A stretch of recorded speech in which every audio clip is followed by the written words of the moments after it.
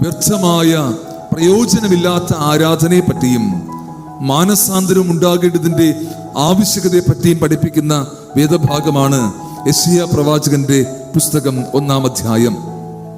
BC 740 തുടങ്ങി 700 വരെയുള്ള കാലഘട്ടത്തിൽ ഉസിയാവ്, യോഥാം, ആഹാസ്, ഹിസ്കിയാവ് എന്നീ രാജാക്കന്മാരുടെ കാലഘട്ടത്തിൽ യെശയ്യാവിനുണ്ടായ ദർശനമാണ് ഈ വേദഭാഗത്തിൽ കാണുവാൻ കഴിയുന്നത്.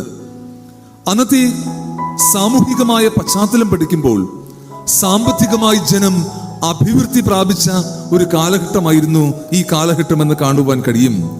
ദേവാലയങ്ങളിൽ വലിയ വലിയ ഉത്സവങ്ങളും ആഘോഷങ്ങളും ഒക്കെ നടന്നിരുന്ന കാലമായിരുന്നു. എന്നാൽ മറുഭാഗത്ത് ജനം ആത്മീയമായി അധപ്പതിച്ച ഒരു കാലഘട്ടമായിരുന്നു. ദരിദ്രരെ ചൂഷണം ചെയ്തിരുന്ന, ഉപദ്രവിച്ചിരുന്ന കാലമായിരുന്നു ഈ കാലഘട്ടം. അനീതിയും അഴിമതിയും വർദ്ധിച്ചിരുന്ന ഒരു കാലഘട്ടം. കപടമായ ദൈവഭക്തിയോടെ ജനം ജീവിച്ച കാലമായിരുന്നു ഈ കാലഘട്ടം.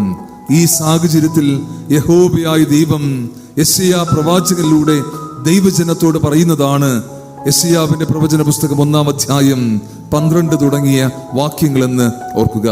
17-ാമത്തെ വാക്യത്തിൽ ദൈവം പറയുകയാണ്, നന്മ ചെയ്യുവാനായിട്ട് നിങ്ങൾ പഠിപ്പിൻ. എന്താണ് നന്മ ചെയ്യുവിൻ എന്ന് പറയാതെ നന്മ ചെയ്യുവാൻ പഠിക്കുവിൻ എന്ന് പറഞ്ഞതിന്റെ അർത്ഥം ഇതേ ഉള്ളൂ. അതുവരെയും ചെയ്യാതിരുന്ന ഒരു പുതിയ കാര്യം ചെയ്യുവാനായിട്ട് താല്പര്യപ്പെടണമെന്നും അത് ചെയ്യുവാനായിട്ട് പഠിക്കണമെന്നും ജനത്തോട് ആഹ്വാനം ചെയ്യുന്നൊരു അനുഭവം.